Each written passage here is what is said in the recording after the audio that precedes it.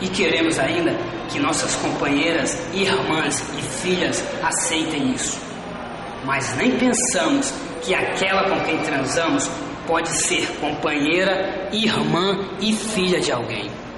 É verdade, fazemos discurso nos bares, outros discursam em programas de TV, outros mais lamentam ao ver uma reportagem mostrando o drama de quem vive essa vida.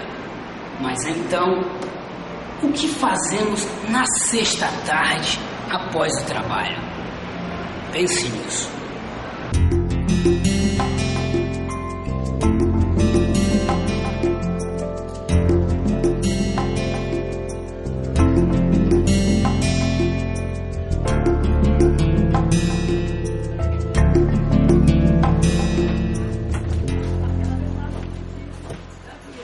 Sem sono, filho?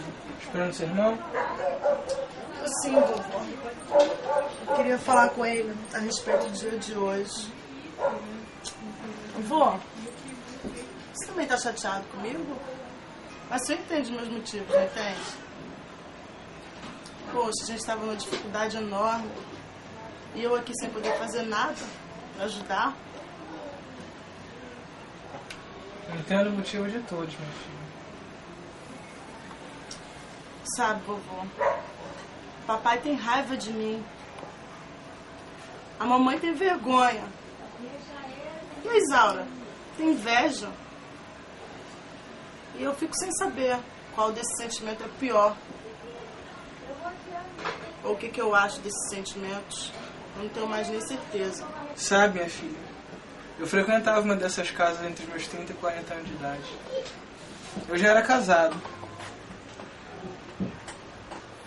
Sempre havia uma desculpa. Quando a gente estava feliz, ia lá porque estava feliz. E quando ia triste, é porque estava triste. Isso era normal para a sociedade. Tá certo, tinha algumas pessoas que tinham aquele discurso de como aquilo era ruim para a sociedade. Aquele antro do demônio. Mas as mulheres não ligavam. Era um prêmio de consolação para elas.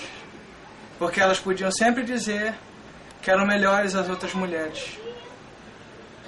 E isso deixava elas bem diante da dita moral e bons costumes. Nossa, vovó, eu não sabia dessas suas aventuras. Mas por que o prêmio de consolação? As esposas sabiam, ou fingiam que não sabiam, ou mesmo ignoravam. Na verdade, para muitas delas isso era bom. As livrava de certas obrigações conjugais desagradáveis. Como sua avó disse uma vez, que a amiga dela disse a ela, elas tinham um motivo muito bom para falar das outras mulheres. E isso as fazia se sentir muito superiores. E era bom para a sociedade isso. Pelo menos para elas era bom isso. E elas não podiam ser tão desejadas quanto aquelas mulheres. Mas podiam dizer que estavam um dia com as regras da sociedade. É, vovó. E agora sua neta é uma prostituta. Sabe, um dia eu saí mais cedo. E recebi a notícia de que sua mãe estava internada. Seus pais ainda não haviam se casado, portanto não ficava de bom tom deixar de visitá-lo. Quando eu estava saindo do lugar, eu vi uma senhora que estava sendo expulsa de lá. Achei que era uma boa eu fazer o papel do responsável e ir lá, saber o que ela estava fazendo naquele antro de petição. E pensei, aconselhar aquela mulher a não voltar mais lá, né? O que aconteceu, vovó? Ela não foi procurar um homem lá, não foi procurar uma mulher. Era sua filha. Inclusive até me mostrou uma foto dela meio chorosa. Cara, era assustador. Era a menina que eu acabava de estar. Eu fiquei muito chocado com aquela situação. Comecei a me lembrar de que ela também era uma pessoa, tinha sentimentos, sonhos, e que eu, só pensando em mim, estava ferindo o sentimento de alguém. Estava fazendo uma família sofrer, uma mãe chorar. Então o senhor deixou de ir lá, vovó? Pra ser honesto, não. Eu simplesmente ia como hábito, mas algo havia morrido dentro de mim. ou então tinha renascido. Eu já não me sentia tão bem lá. Toda aquela festa, aquelas luzes, as risadas já não soavam mais falsas. Não tinha mais diversão. Com o tempo a vontade de ir lá acabou. E agora o senhor tá com medo que a mamãe passe a mesma vergonha por mim, não é? Eu me lembro de uma conversa que tive com aquela mulher naquela noite.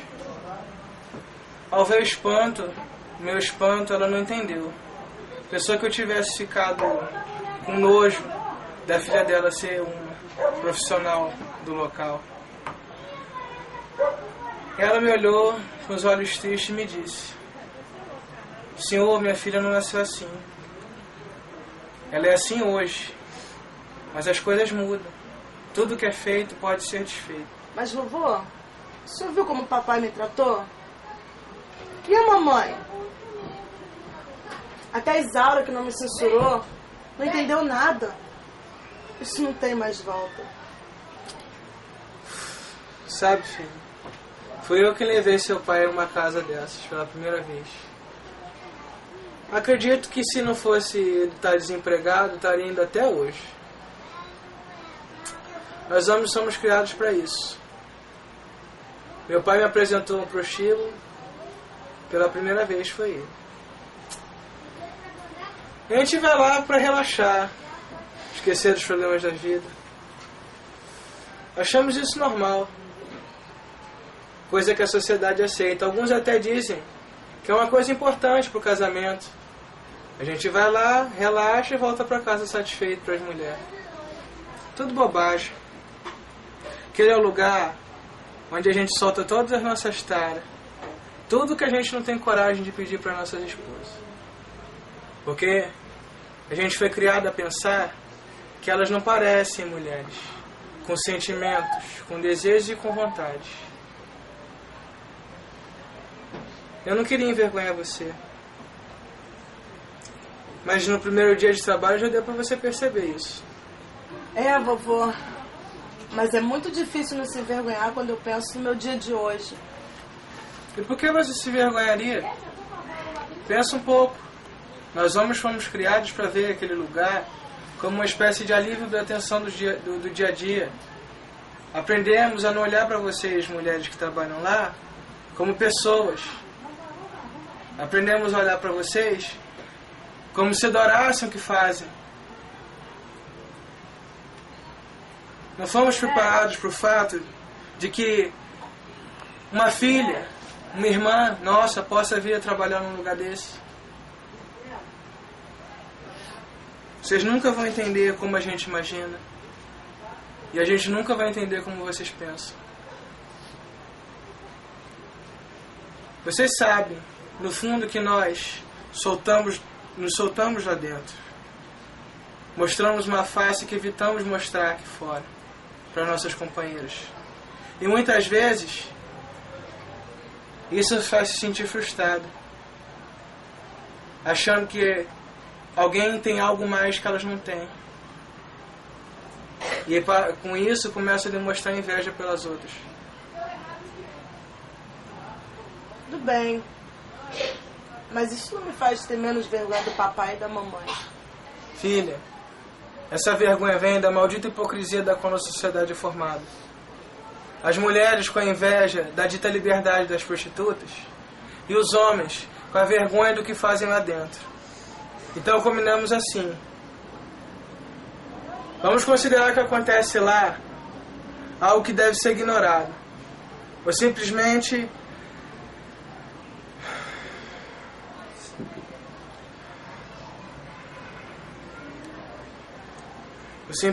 fingir que aquelas mulheres podem não ser nossas filhas, nossas irmãs, nossas mulheres. Mas isso é normal. A sociedade está acostumada assim a ignorar, a fingir que as coisas não acontecem.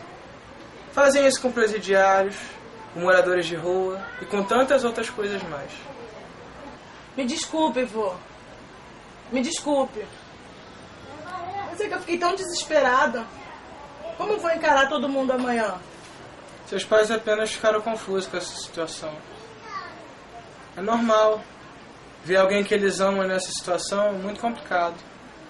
É diferente quando se mora com uma mulher daquele lugar. É muito diferente. Não se preocupe com isso, não. Ela acha que você sabe que eu consigo convencer eles. Amanhã a gente conversa. Tá bom, vovô. E o Marquinhos? Converso com ele também, não se preocupe, não. Obrigado, vovô.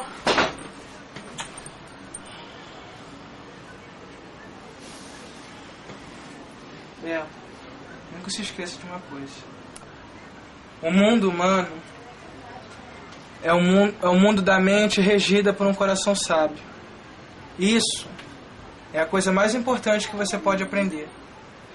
E com isso, você nunca vai errar no seu caminho. Mais uma vez, obrigado, vovô. E já que você vai esperar o Marquinhos, eu vou descansar então. Tô muito cansada ainda. Tá bom. Hipocrisia é um tema fascinante. Mas para que se preocupar com isso quando estamos nos divertindo? Não é verdade?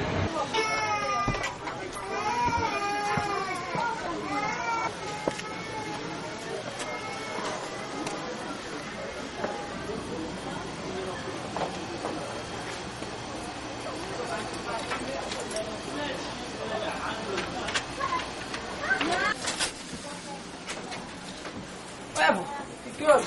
Tudo bem? O senhor acordado até essa hora? Eu tô bem. Tava só pensando nos problemas só. E você? O que você tava fazendo até essa hora na rua? Hein, Marquinhos? Pô, fui num lugar maneiro, lugar maneiro. Tinha umas minas lá que arrebentam. Você sabe o que eu tô falando, né? Tinha umas garotas lá que, te contar, show. Só que não fala nada pra ninguém não, pra eles não ficarem chateados, tá bom? Olha lá, hein? Legal do que, tá tranquilo. As minas são super gente boa, te tratam bem, são legais. Eles tudo são limpias, né? Tá tudo tranquilo. Tudo bem, Marquinhos. Amanhã a gente conversa. Pô, agora eu vou dormir. É bom o senhor também descansar, porque até essa hora o senhor acordado, né? Vou dormir que amanhã tem que acordar cedo. Hoje a noite foi bem longa. Tá bom, vô? Boa noite. Boa noite, Marquinhos. Hipocrisia ou falsidade. Por que ela surge? Por não reprimirmos o bastante ou por nos reprimirmos demais? Devemos simplesmente aceitar? Se o mundo humano é o mundo da mente, regido por um coração sábio, nós vivemos em uma sociedade não humana. E a solução para criarmos uma sociedade humana é nos tornarmos mais humanos.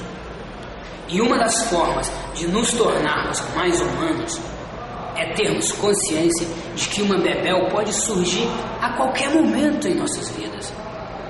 Pode ser uma vizinha, uma amiga, ou até mesmo alguém de nossa família.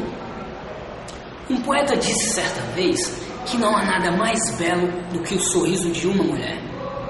Obviamente, ele não se referia ao sorriso profissional, mas sim ao sorriso sincero que nasce do interior da beleza feminina. Aliás, você realmente tem um belo sorriso. Durma bem, Bebel.